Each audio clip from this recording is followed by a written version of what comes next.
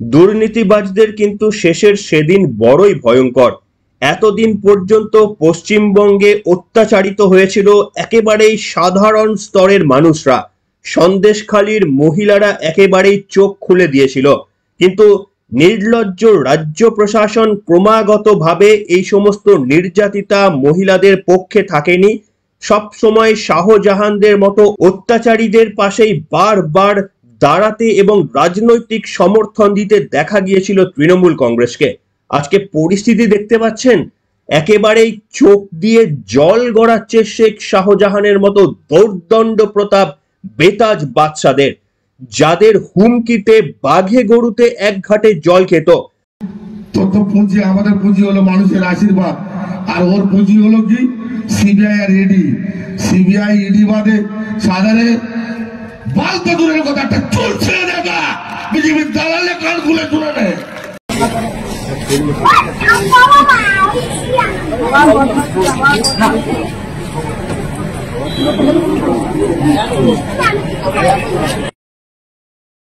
মা বোনেদের হিম্মত ছিল না রাতে পিঠে বানানোর ডাক পড়লে না গিয়ে থাকতে।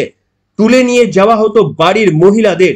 কি অকথ্য অত্যাচারের কাহিনী ইতিহাস আগামী দিনে লিখবে এই সমস্ত অত্যাচারিত শেখ শাহজাহানদের মতো নেতাদের, এবং নিশ্চিতভাবে ইতিহাস এই রাজ্য প্রশাসনের কথাও লিখবে, যারা বারবার যে সমস্ত সাধারণ মানুষরা ঘোমটা দিয়ে নিজেদের পরিচয় গোপন করে বলতেন যে আমাদের সঙ্গে অত্যাচার হয়েছিল, তখন তৃণমূল কংগ্রেস তাদের কাছ থেকে ধর্ষণ বা অত্যাচারের প্রমাণ খুঁজেছে।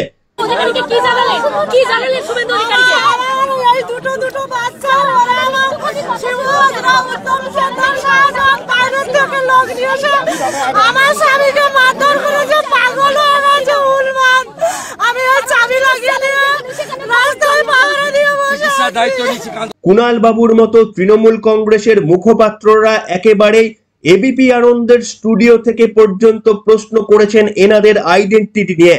মুখ্যমন্ত্রীর গলাতেও শোনা গিয়েছে এরা বহিরাগতর তকমা। আর আজকে পরিস্থিতি দেখুন কোন দিকে যাচ্ছে। এই বুক ফুলিয়ে ঘোড়া বেতাজ বাদশা আপনারা ছবিতে দেখছেন, দুই দৌর্দণ্ড প্রতাপ নেতা, একদিকে জ্যোতিপ্রিয় মল্লিক, একদিকে শেখ শাহজাহান, দুজনেই সাদা রঙের পোশাক পরে রয়েছে। তখনও সম্ভবত তারা আঁচ করতে পারেনি যে ভারতবর্ষের আইন এতটাই গভীর, এতটাই বিস্তৃত যে দুর্নীতি করলে এবং সরকারের মদত থাকলে কিছুদিন রক্ষা পাওয়া গেলেও একেবারেই আজীবন রক্ষা পাওয়া যায় না। সেই কারণে ভাবতে পারেন শেখ শাহজাহানের চোখে জল গড়াচ্ছে, নিজের স্ত্রী এবং ফ্যামিলি মেম্বারদের কাছে গিয়ে বলছেন আল্লাহ তাআলার কাছে আমার জন্য প্রার্থনা করো। শেখ শাহজাহান, তোমাদের চোখের জলের কোনো ক্ষমা হয় না। গোটা সন্দেশখালীটাকে দখল করে নিয়েছিল। আপনারা দেখতে পাচ্ছেন সংবাদের একটা শিরোনাম, প্রায় 1000 বিঘা সম্পত্তির জমি অধিকার করে নিয়েছিল। সম্ভবত শুধু সন্দেশখালীতে 1000 বিঘা জমি নেই, একটা ছোট্ট দ্বীপ, অর্থাৎ পুরো সন্দেশখালীটাই শেখ শাহজাহানের গ্রাসে চলে গিয়েছিল এবং রাজ্য প্রশাসন নাকি কিছুই জানতো না। যে জল কিছুদিন আগে পর্যন্ত মা বোনেদের চোখ দিয়ে বেরোতো, যে চোখের জলের মূল্য দেয়নি তৃণমূল কংগ্রেস, আজকে দেখুন ভাগ্যের কি নির্মম পরিণতি। সেই বেতাজ বাদশা শেখ শাহজাহান কাঁদছেন। আর যারা শেখ শাহজাহান তৈরি করলো, কিংবা যাদের জন্য আমাদের এই কলকাতা হাইকোর্টের ঐতিহাসিক রায়ে 26,000 ছাত্রছাত্রীদের চাকরি গেল, যাদের মধ্যে 20,000 ছাত্ররা রয়েছে যারা নিরপরাধ, সেই প্রশাসনকেও চোখের জল ফেলতে হবে না তো শেখ শাহজাহানের মতো এমনটি করে?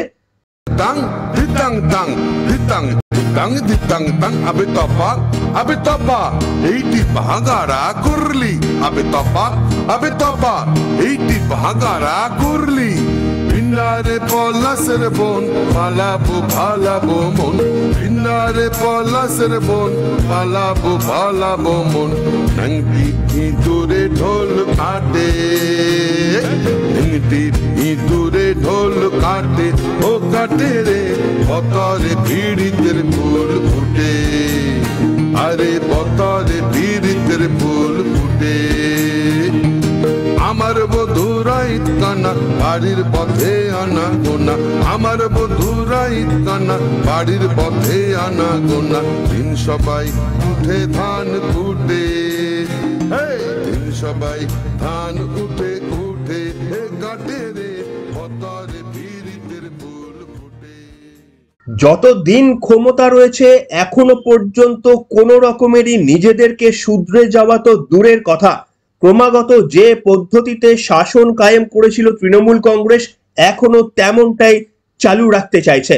সেই কারণেই গত দিনে আরো একবার রাজশেখর মান্থাকে এই রাজ্যের আরো এক নিয়োগকে স্থগিতাদেশ দিতে হলো প্রশ্নপত্র পরীক্ষার আগে ফাঁস হয়ে যাওয়ার ফলে।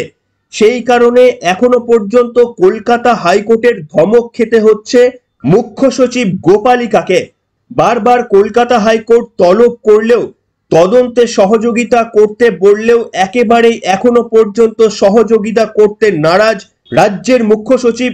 এমনকি তার বিরুদ্ধে রুল জারি হতে পারে জেনেও ক্রমাগত অসহযোগিতা করে আসাতেই পরিষ্কার যে তৃণমূল কংগ্রেস কোনোভাবেই তাদের এই পদক্ষেপ থেকে সরে আসবে না। যেমনটা ঠিক ধরার আগের দিন পর্যন্ত শেখ শাহজাহান, শিবু সর্দাররা বুক ফুলিয়ে বলে এসেছিল যে আমরা মানুষের কাজ করে আসছি, মানুষের উপকারের জন্যই আমরা রাজনীতিতে এসেছি। আর এই রাজ্য প্রশাসনও ক্রমাগত এই একই মডেল পশ্চিমবঙ্গের বাসীর কাছে কিন্তু প্রেজেন্ট করছে। কোথাও গিয়ে রাজ্যের মুখ্যমন্ত্রীকে একবারের জন্য অনুতাপ করতে দেখা যাচ্ছে না যে আমি যদি একটু সতর্ক হতাম, আমি তর্কের খাতিরেও যদি ধরে নিই মুখ্যমন্ত্রী এই নিয়োগ দুর্নীতির বিষয়ে জানতেন না, তাহলে তো মুখ্যমন্ত্রী বলতেন যে আমার আরো একটু সচেতন হওয়ার দরকার ছিল, আমি একটু সচেতন হলে যাদের ওপর বিশ্বাস করেছিলাম তারা এই দুর্নীতি করতে পারতেন না। এসব তো বলছেনই না, উপরন্তু মুখ্যমন্ত্রী মমতা বন্দ্যোপাধ্যায় শুভেন্দু অধিকারীকে ক্রমাগত গদ্দার বলে আক্রমণ করছেন। তার কারণ বিরোধী দলনেতা একটা অসাধারণ ভূমিকা পালন করেছিলেন এই সমস্ত নিয়োগ দুর্নীতিকে সারফেস করতে। সবচেয়ে বড় কুকর্মটা করেছে যে কার নাম বড় গদ্দার। কোর্ট কি রায় দেবে তুই জানলি কি করে?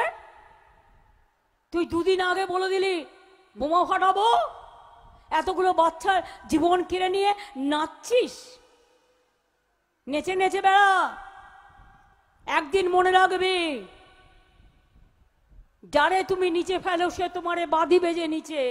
যদি সত্যি সত্যি বিজেপি বোধহয় শুভেন্দু অধিকারীর মতো লিডার না পেতেন, তাহলে এখনো পর্যন্ত এই নিয়োগ দুর্নীতির তদন্ত যে পর্যায়ে এসে পৌঁছেছে বা তৃণমূল কংগ্রেসের অবস্থা যে জায়গায় পৌঁছেছে তা হয়তো হতো না শুভেন্দু অধিকারী এতটা সক্রিয় না হলেন।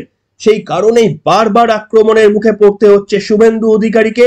এবং খেয়াল করে দেখুন, তদন্তকারী সংস্থা, যে তদন্তকারী সংস্থা আমাদের সমাজকে চোর মুক্ত করার চেষ্টা করছে, সেই তদন্তকারী সংস্থাকেও ক্রমাগত রাজ্যের মুখ্যমন্ত্রীর আক্রমণে পড়তে হচ্ছে।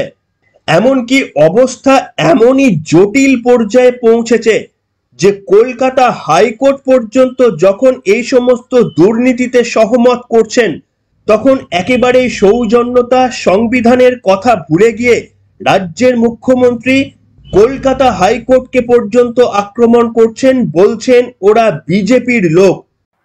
আর একটা কথা বলি, আরো 10 লক্ষ চাকরি আমার রেডি হয়ে আছে গভর্নমেন্টে। এই একটা হয়েছে, না মন্দির, না মসজিদ, না গুরুদ্বারা, না গির্জা, একটা বিজেপির বিচারালয়। বিজেপি যেটাকে বসে বিচার করে, রাজনৈতিক বিচার, এবং সেখানে বসে বসে অন্য লোকে পিল করলে দেবে তাকে কিল, আর বিজেপি পিল করলে ব্যাস, বিজেপি পিল করলে বেল, অন্য কেউ পিল করলে জেল। এই তো হয়ে গেছে এখানকার এই অবস্থা, আজ নয় দীর্ঘদিন ধরে চলছে। মানে ভাবুন যে মুখ্যমন্ত্রীর রাস্তা কতটা কঠিন। তিনি চাইছেন যে কলকাতা হাইকোর্টের বিরুদ্ধে কথা বলবেন, তিনি চাইছেন যারা দুর্নীতিকে ধরতে চাইছেন তাদের বিরুদ্ধে কথা বলবেন, তিনি চাইছেন কেন্দ্রীয় তদন্তকারী সংস্থা যারা তদন্ত করে সত্য প্রকাশ করার চেষ্টা করছেন তাদেরকে মানবেন না, তিনি কেন্দ্রীয় সরকারকে মানবেন না। ভাবুন শুভেন্দু অধিকারীর থেকেও রাজ্যের মুখ্যমন্ত্রী, তার লড়াই কতটা কঠিন। তার কারণ যে রাস্তা তিনি স্বয়ং নিজে চুজ করেছেন সেই রাস্তা কিন্তু কঠিনই নয়, একেবারেই অসম্ভব।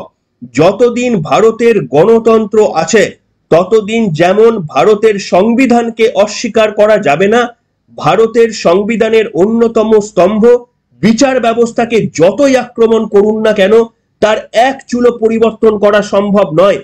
এত বড় মাপের একজন রাজনৈতিক ব্যক্তি হয়েও রাজ্যের মুখ্যমন্ত্রী বুঝতে না পেরে ক্রমাগত আক্রমণ করে কি তিনি চাইছেন যে এই বিচার ব্যবস্থার পদ্ধতিকে ভেঙে দিয়ে নতুন বিচার ব্যবস্থা তিনি লিখবেন, যেটা কখনোই সম্ভব নয়। তাই কেন মুখ্যমন্ত্রী বা এই রাজ্য সরকার একটা অজানা অদৃশ্য লক্ষ্যে ছুটে যাওয়ার চেষ্টা করছেন, যেটা আদতে কখনো পাওয়া সম্ভব নয়। ঠিক যেমনটা শেখ শাহজাহানরা একদিন ভেবেছিলেন পুরো সন্দেশখালিটা নিজের নামে করে নেওয়ার পর ভাবছিলেন বেতাজ বাদশাহ, ওপরে রয়েছে তৃণমূল কংগ্রেস, তার টিকিটি কেউ খুঁজে পাবে না, পুলিশ প্রশাসন পুরোটাই কেনা হয়ে গিয়েছে। তারপরেও কি শেখ শাহজাহান বাঁচতে পারলেন?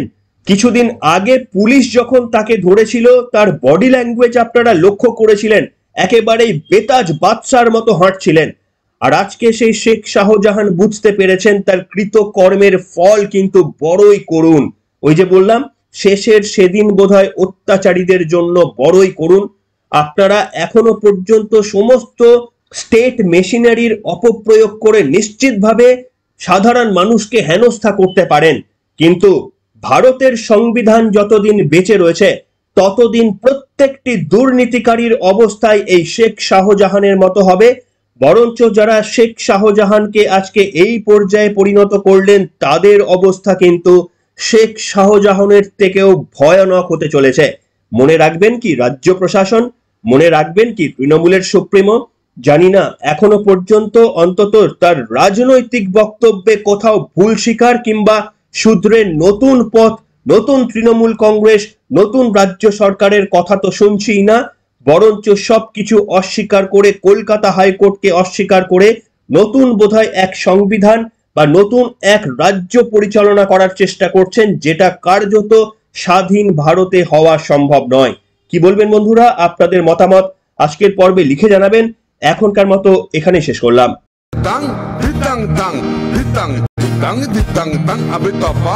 abe topa eiti bahagara kurli abe topa eiti bahagara kurli Pinnare polasere bon palabo mon Pinnare polasere bon palabo mon Nangti idure dhol kaate Nangti idure dhol kaate O kaate re botare piditer phul phute Are botare piditer phul phute আমার বধুরা ইতকানা বাড়ির পথে আনা গোনা আমার বধুরা ইতকানা বাড়ির পথে আনা গোনা দিন সবাই উঠে ধান কুটে দিন সবাই